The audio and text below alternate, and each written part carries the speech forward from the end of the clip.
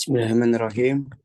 Assalamualaikum warahmatullahi wabarakatuh. Perkenalkan, nama saya Erfadil Umar Ginanjar. Di sini saya akan menjelaskan tentang penulisan paragraf.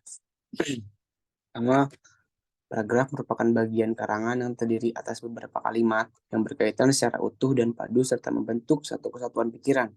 Paragraf berisi sesuatu informasi dan penulisan paragraf selalu dimulai dengan garis baru yang dimajukan atau indentation. Secara lahiriah, bagian paragraf terdiri atas kalimat topik atau kalimat utama, kalimat penjelas, kalimat penegas, dan penghubung antar kalimat.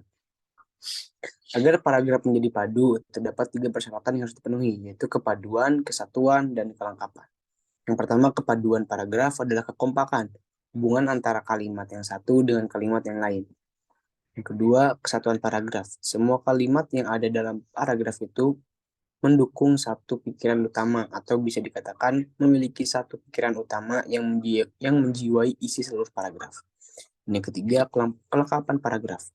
Itu kelengkapan yang dimaksud di sini adalah ketuntasan pembicara dalam suatu paragraf. Pengelompokan jenis paragraf didasarkan pada beberapa hal yang dijabarkan sebagai berikut. Yang pertama ada jenis paragraf berdasarkan letak kalimat utamanya. Itu kalimat deduktif, paragraf induktif, paragraf ineratif, paragraf variatif atau campuran, paragraf deskriptif, dan yang terakhir paragraf deskriptif. Jenis paragraf berdasarkan isinya, yang kedua ada jenis paragraf berdasarkan isinya, itu paragraf argumentasi, eksposisi, deskripsi, persuasi, dan narasi. Teknik mengembangkan paragraf.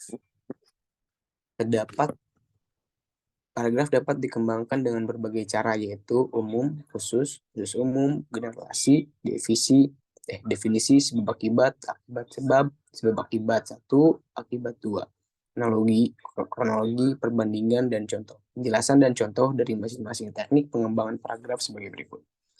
Yang pertama, umum ke khusus. Paragraf umum khusus dimulai dengan pikiran utama atau pernyataan umum, kemudian diikuti pikiran-pikiran penjelas mengenai pernyataan khusus. Kemudian ada khusus umum. Paragraf dimulai dengan pikiran-pikiran penjelas atau pernyataan khusus, kemudian diikuti pikiran utama atau pernyataan umum. Kemudian ada generalisasi. Paragraf yang diawali dengan sejumlah fakta atau fenomena khusus yang memiliki pemikiran menuju ke sebuah kesimpulan. Kemudian teknik pengembangan paragraf yang keempat itu definisi.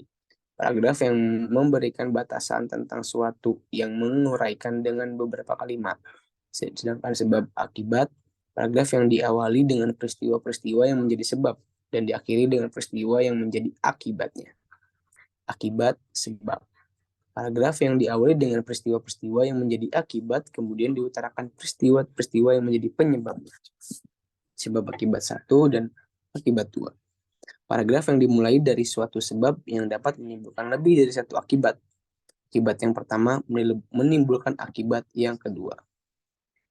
Kedelapan ada analogi. Paragraf yang menjelaskan sesuatu yang belum dikenal dengan membandingkannya dengan sesuatu yang sudah dikenal. Kronologi, paragraf yang disusun berdasarkan urutan waktu kejadian. Sedangkan perbandingan, yaitu paragraf yang mengungkapkan persamaan dan perbandingan dua objek atau lebih. Dan contoh, paragraf yang mengungkapkan suatu pernyataan yang diikuti rincian berupa contoh-contoh. Jadi itu tadi yang bisa saya jelaskan. Terima kasih. Wassalamualaikum warahmatullahi wabarakatuh.